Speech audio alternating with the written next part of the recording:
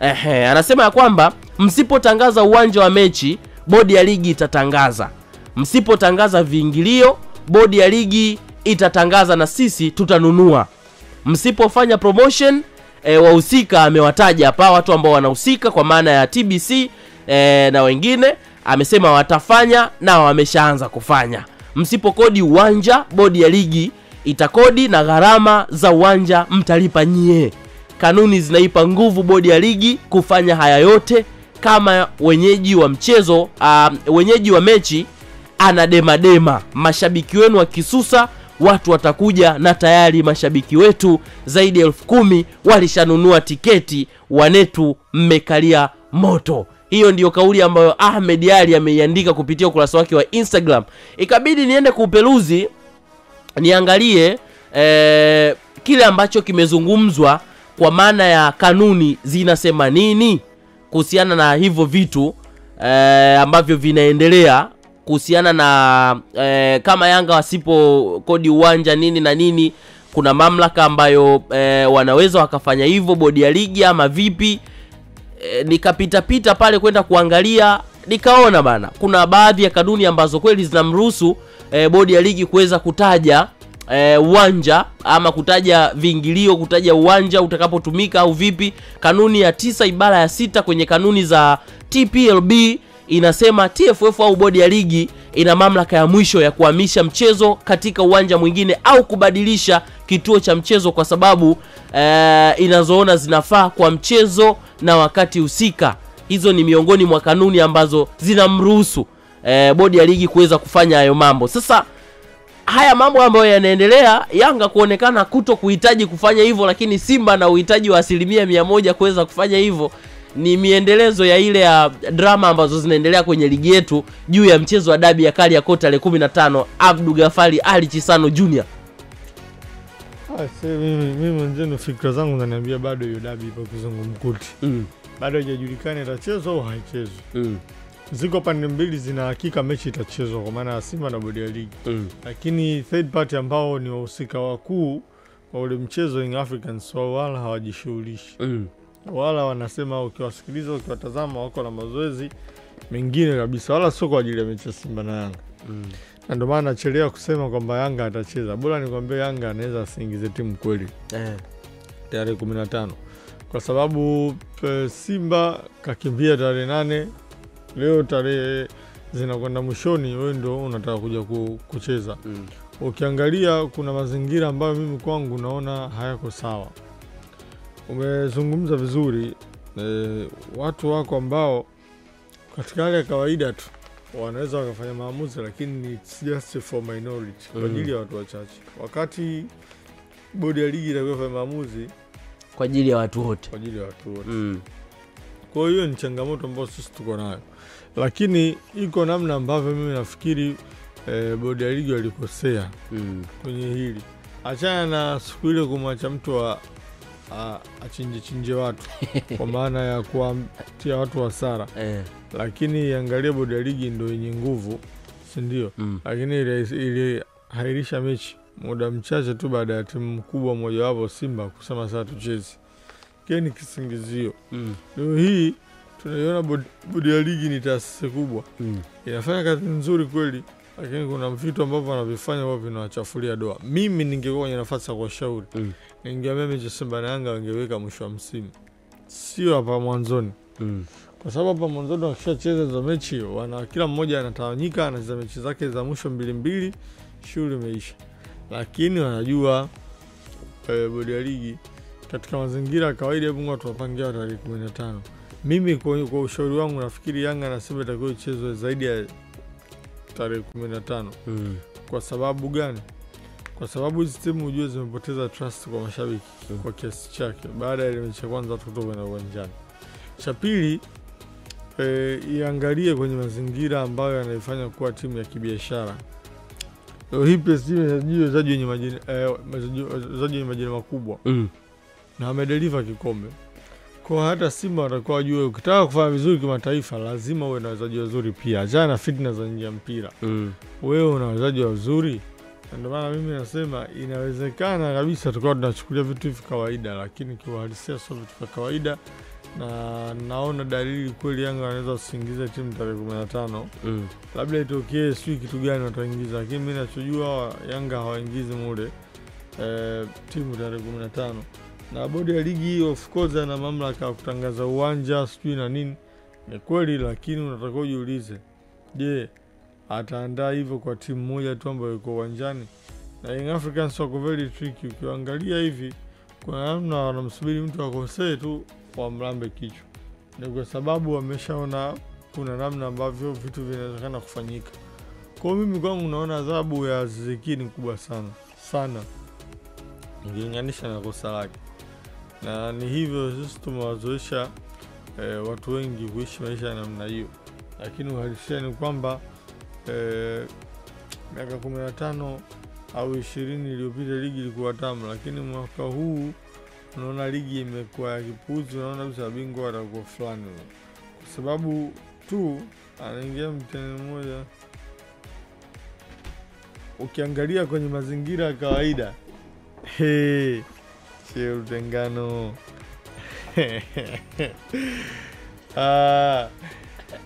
Sio unanihujumu ndugu yangu. Na kutupilia mbali bwana, nilikuwa namtafuta Alikamwe hapa, bahati nzuri nimempata. Tuzungumze naye kuhusiana na klabu ya Young Africans. Alikamwe, unasikika kupitia bao la asubuhi hapa Bongo FM. Kwanza habari za asubuhi? Habari za asubuhi nzuri bwana. Mbona furaha nyingi? Baridi ile Alikamwe bwana, vipi? Unamwamsha mtu tu unamuunga live ndugu yangu. Ni hatari kweli kweli. Haya bwana. Mko salama lakini? Tupo salama kabisa.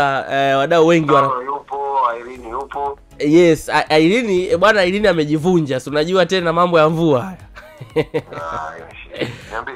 Fresh kabisa. Tupo na Chisano hapa, tulikuwa tunazungumza juu ya klabu ya Young Africans, maandalizi ya michezo ambayo imesalia, hususan michezo ya ligi, lakini pia mchezo wa FA, kwamba mpaka hivi sasa kwenu nini kinaendelea kambini, hususan wachezaji lakini hali zao, lakini pia na nyinyi kama viongozi, maandalizi ya timu kiujumla. Kinachoendelea ni maandalizi na tunamshukuru Mwenyezi Mungu, kila kitu kinakwenda sawa. Wachezaji wote wako vizuri, ukiondoa Kwasi Atola yao ambaye ana jeraha la kukosekana msimu wote huu. Wengine wote wako fit na maandalizi yanaendelea. Tumekuwa tukitrain gym, tumekuwa tukitrain kwenye field. Tumefanya mazoezi Jimkana, tumefanya mazoezi KMC, tumefanya mazoezi na viwanja vya TRA. Hicho ni kuhakikisha tunajiweka fit kujiandaa na michezo yetu miwili ya mwisho ya ligi kuu. Na juu ya kile ambacho kinaendelea kwenye mchezo wenu mmoja, msimamo ni ule kwamba mchezi, licha kwamba nimeona kuna taarifa ambazo sio rasmi zikizagaa kwamba tayari mmekubali kukaa pamoja na bodi ya ligi kuweza kujadili juu ya kile ambacho kilitokea kwenye mchezo wa tarehe 8 ambao uliahirishwa. Yes, niliweke sawa kwanza hilo. Sio taarifa inayozagaa, ni kweli. Tumepata barua ya wito kutoka bodi ya ligi, rais wa klabu yetu na kamati yake utendaji, wakiombwa kuhudhuria kikao ambacho kitatarajiwa kufanyika leo saa 4 asubuhi kwenye ofisi ya bodi ya ligi. Sasa unapoitwa mungwana ni kutii, kwenda kusikiliza, na kwa wametualika na viongozi wapo ambao wanaongoza kamati ya utendaji.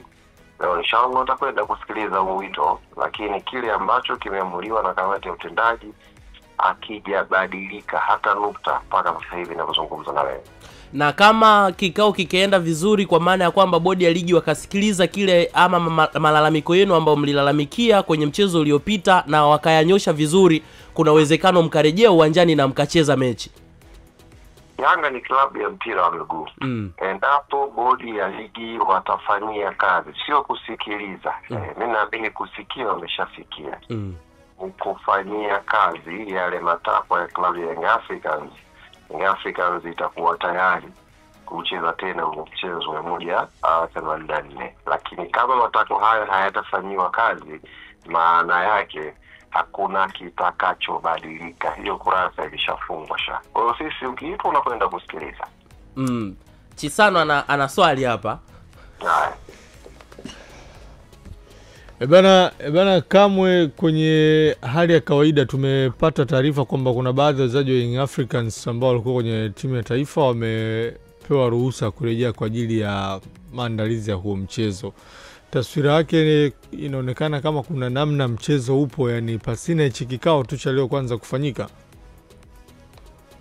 Unajua mchezaji kuruhusiwa kambini sio mamlaka ya club, ni mamlaka ya timu ya taifa inayomiliki Kabisa. Kwa wao wakiona wamrudishe, atarudi kujiandaa na mazoezi ya timu yake, na sisi kama club tumeshawatangaza mechi inayofuatia ni dhidi ya Tanzania Prisons tarehe 18. Mchezo wetu karudi, tumeshukuru wanajiandaa vizuri endelea kwenye mchezo wa Prisons. Na unavyoona kwa mfano bodi ya ligi wakatoka wakasema bwana mnyama alikimbia mechi ile, mrudiane, nyinyi mko tayari sasa? Sasa usichanganye mambo. Kukimbia kwa mnyama sio mfano, alikimbia kweli. Sio mfano, kweli alikula nyoya. Ila sasa yani matakwa wanayotaka bodi ya ligi ameshawasilishiwa na Yanga wanasubiri hayo matakwa yafanywe kazi. Basi nafikiri pengine baada ya kikao tunaweza tukakupata kesho tujue nini kimekuwa ni mwelekeo mpya sasa baada ya kikao. Hakuna shida Haya bwana. Bwana huyo ni Ali Kamwe, tumeungana naye hapa kuweza kupata kile ambacho kinaendelea kwenye klabu ya Young Africans. Umemsikia kwa ukubwa zaidi akiweza kuweka maneno juu ya kinachoendelea kwenye timu yao, lakini akigusia dabi ya Kariakoo. Tunarejea mwana michezo, tulia na sisi papo hapo, usiondoke usibanduke. Bao la asubuhi ndio kwanza tunaanza vizuri show yetu.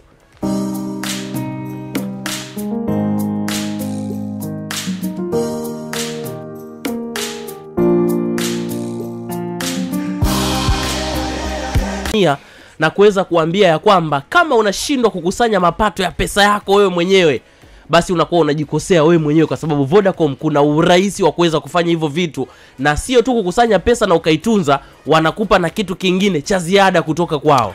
Bana, Vodacom ni maisha yangu mimi, kwa sababu mimi ni mtumiaji wa mtandao wa simu wa Vodacom. Na niwaambia hapa namba yangu inaanza na 0743. Ndio kuthibitisha kwamba mimi kweli ninatumia Vodacom. Na Vodacom bwana wana huduma nyingi za kijanja, ikiwemo uwekezaji kabisa. Unajua vijana wengi sasa hivi, hususa leo nataka niwape darasa vijana wa chuo sasa. Vijana wengi wa chuo bwana wanapokea mzigo unaitwa boom. Nakula maisha pale. Sasa bwana uhalisia ni kwamba boom utalilipa huko baadaye ukimaliza masomo. Ukija mtaani ukiajiliwa kopo utalipa ambao chuo umepewa. Mimi ni mmoja wa wanafunzi ambao wamepita kwenye mwenendo huo na unalipa kabisa. Na nimpongeze tu Gaudens Kayombo, yeye kamaliza deni lake bwana. Mtu wa maana kabisa bwana. Sasa ndio kupitia Vodacom wewe mwanafunzi wa chuo unanisikiliza hapa, na nikushauri tu chukua sehemu ya boom lako wekeza. Yani chukua hata 50,000. Usiwekeze tu kwa wachumba, kwa sababu baadaye hilo deni utalipa wewe sasa. Watu wenye hela zao hawajui ulikuwa unampa nani wewe. Kwa hiyo inabidi uwekeze sasa hivi. Na msemo huu huwa tunatumia sana na Gau. Siwezi kukufundisha kila kitu. Lakini zingatia hili swala kwamba unapopata pesa ndio ni vyema ukajua namna ambayo inaweza ikakufanya siku nyingine pesa ikafanya kazi kwa ajili yako. Kwa maana ya kuwa na uwekezaji. Unajua ukiwekeza unaweza ukajikuta maisha yako yanabadilika taratibu. Ndio. Na hakuna kipindi kigumu kwa wanafunzi wa vyuo kama baada ya masomo kumalizika. Huwa tunatafutana pale yani. Miaka miwili ile baada ya kumaliza. Ndio unaweza ukaona pale mtu anaenda kufanya kazi ambacho hajakisomea hata chuo. Ili mradi tu mkono uende kinywani. Ndio. Sasa bwana Vodacom kupitia Mwekeza wanakupa fursa wewe kijana wa chuo na wewe Mtanzania ambao unanisikia popote pale ulipo kuwekeza kupitia Mwekeza, ambayo mzee unapata gawio la 13%. Hata kama una buku kabisa. Sasa nikwambie tu wewe ambaye uko chuo sasa hivi, hebu angalia uwepesi hata kwa buku. Unaweza ukaanza kuwekeza kupitia Mwekeza Vodacom. Kwa hiyo mimi niwaambie tu wa Tanzania wote kwa ujumla, lakini leo nikizungumzia vijana wenzangu wa chuo ambao nimetoka huko siku chache zilizopita, wao bwana wana nafasi ya kufanya makubwa kwenye maisha yao. Na unajua wasitake kumaliza shule ama chuo ndo waseme nina ndoto ya kuwa mwekezaji. Hebu anza kupractice sasa hivi huo uwekezaji, ujione je kweli una discipline na fedha? Je kweli una uwezo wa kujinyima kitu kizuri kwa ajili ya kuwekeza ili baadaye uje kuenjoy zaidi? Hichi ndicho kipimo sasa. Usitake kukurupuka tu baada ya chuo mwekezaji. Anza sasa hivi ili ujue kabisa uwe na tabia. Ugumu, unajua kuna vitu vingine vinatengenezwa. Yaani kwa mfano uwekezaji, mtu azaliwe akawa mwekezaji hapo hapo. Ni tabia ambayo mtu anaweza kaitengeneza. Kwa hiyo sasa hivi waanze taratibu kuanza kusacrifice furaha yao ya muda mfupi sasa hivi ili waje kufurahia huko baadaye. Mzee, 13%. Nikupe mfano tu. Kwenye mwaka mzima wa masomo ya chuo haya tumezoea kuna semester 2 na kila semester ina miezi 4, si ndio bwana?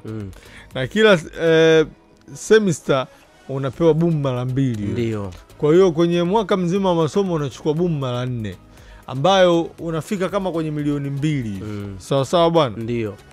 Sasa chukua 20% ya milioni 2. Sawa.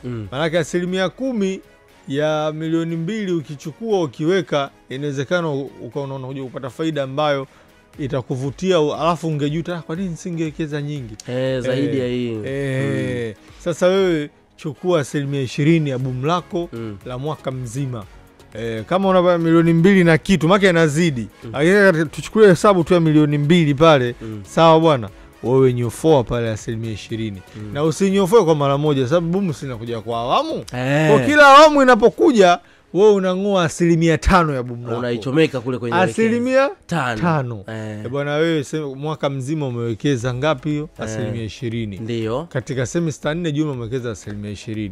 Au kama unapiga na mitikasi mingine, unaweza hata ukachukua kila boom linapoingia. Ukachukua 50% zako 50 ya boom lako. Ukawekeza kule.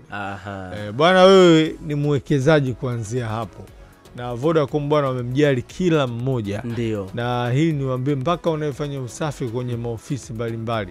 Wewe bwana chukua mzigo wako hata buku tu kama. 13% hii ni wote mnapata. Ndio. Sawa, hicho ndicho ambacho tunakuambia kutoka Airtel na kutoka Vodacom na kawaida yetu sisi kuweza kudunda kwenye hayo maeneo. Asante sana, endelea kusikiliza show na bado tupo nawe, tunaendelea kulindima na taarifa za kimichezo. Ukiwa mteja wa Vodacom, kufikia malengo yako ya kifedha kuna rahisishwa siku hadi siku. Sasa tunakuletea huduma mpya itakayokuwezesha kupiga hatua. Mwekeza inakupa nafasi ya kuwekeza pesa zako kwa siku, mwezi au mwaka mzima, huku ukiweza kupata faida ya hadi 13% kwa mwaka. Na kubwa kuliko, sasa unaweza kutumia kikokoto cha mwekezaji kwenye Mwekeza ndani ya M-Pesa Super App ili kukadiria faida yako kabla ya kuwekeza ili kufikia malengo yako. Tumia M-Pesa App au piga *150*00 kuanza safari yako ya mafanikio kwa kuwekeza na M-Pesa. Mwekeza, andaa leo mafanikio ya kesho. Mwekeza inaletwa kwenu kwa ushirikiano na Sanlam Investments chini ya uangalizi wa Mamlaka ya Usimamizi wa Masoko ya Mitaji Tanzania, yani CMSA. Vigezo na masharti kuzingatiwa. Vodacom, pamoja tunaweza. Ya kisports yaliyomeki headline kwingineko. Tupo na Vodacom mwanamichezo na tunaendelea kudunda kama ambavyo Abdul Gafari Ali Chisano Junior amezungumza kwa kina zaidi kuhusiana na Mwekeza. Ndivyo ambavyo tunageukia pia taarifa ambayo umemsikia Ali Shabani Kamwe akiteta na sisi muda sio mrefu hapo juu ya kile ambacho kinaendelea, na nzuri ni kwamba tayari wamekubali kuketi na bodi ya ligi kuweza kuzungumza. Swala la pili ni je, bodi ya ligi watafuata matakwa ambayo Young Africans wanayahitaji na yatatimizwa na kutendeka, kwa sababu amesema ya kwamba ili wabadilishe mtazamo wao wa hatuchezi ngo, ni lazima bodi ya ligi ifanyie kazi, sio ikubali, ifanyie kazi kile ambacho wao walikuwa wanakilalamikia, kwa maana kutoa majibu, kutoa hukumu kama zipo, na kufikia mwafaka wa kile ambacho kinazungumzwa kifanyike kwa vitendo. Ndivyo ambavyo Kamwe anazungumza. Bwana Yanga wanawatega bodi ya ligi. Na kwanza nikwambie tu, mpaka umeona bodi ya ligi wameita Yanga hivi, inawezekana wamepokea maelekezo kwamba hakikisheni mechi ipo, hakikisheni mechi inachezwa. Kwa hiyo wanachokifanya ni kuwaita Young Africans kuongea nao, si ndio, ili wapate mustakabali wa hilo jambo, mechi ipo au inakuwaje. Na Young Africans kitu pekee ambacho wanakifanya ni wanawategeshea bodi ya ligi, kwa sababu unajua Young Africans miongoni mwa matakwa yao ni wanataka wajue nani alosababisha mechi isichezwe. Kwa kama ni Simba, bodi ya ligi wakikiri kwamba Simba ndo alipogoma tuliamua mchezo kuutupa, basi Yanga watasema tupeni haki zetu kikanuni, kwa sababu sekumbe kuna mtu alikimbia kwa makusudi na mmekiri, basi tupeni haki zetu. Kwa hiyo kuna uwezekano Young Africans wanawatega bodi ya ligi, na mimi kwangu nafikiri ukiangalia kila mmoja kwenye msimu huu anatamani mechi ichezwe, na mimi kinachonifanya mechi nitamani ichezwe ni kwa sababu tusiwe na double standards kwenye ligi. Yani haiwezekani eti msimu umeisha timu zingine zote zimeza mechi 30 alafu kuna timu mbili zimeza mechi 29. Itakuwa ligi haileti maana. Na mimi binafsi naamini leo baada ya kikao tunaweza tukasikia mapya tena kuelekea kwenye huu mchezo. Kwangu mimi naamini Watanzania wengi walikuwa wanajiandaa, na mpaka hivi leo hii kuna watu bado wamekaa wanasubiri kuwa na mechi itachezwa isichezwe. Ikichezwa maneno yataongeleka, isipochezwa maneno yataongeleka. Lakini Young Africans mimi najua kuna uwezekano wametegesha kwenye hili tukio, wakawategesha bodi ya ligi waingie kingi. Nani miongoni mwa matakwa yetu mtuambie ilikuwaje mechi ikaahirishwa, nani alisababisha? Alafu akiona mtu amejaa kwenye mfumo pale, bwana Simba kweli alizingua, basi Young Africans watadai haki kupitia kanuni. Kama mmekiri kweli huyu alikimbia, basi tupeni pointi zetu, maana si mtu kakimbia. Hicho ndo nafikiri wanakisubiri. Lakini ikija vinginevyo, basi inawezekana Young Africans wakao wenyewe wamekubali kuamua mechi wacheze. Lakini kwa wito ambao wameitwa wanalazimika kuitikia, kwa sababu chombo kilichoita ndio kinachoendesha ligi yenyewe. Kwa sababu usipomtimu endesha ligi wewe unataka umtina.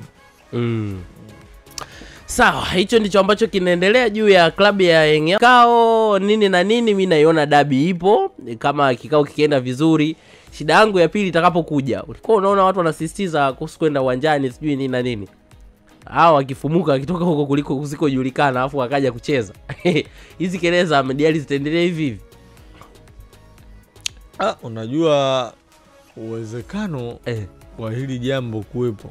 Kwa mfano mechi ikachezwa na Yanga akamfunga Simba kwa mfano, Simba watasemwa sana, na ikitokea Simba wamecheza wameshinda, Simba watainanga pia sana Young Africans kwamba kutokuja kwetu tarehe 8 tuliwasaidia.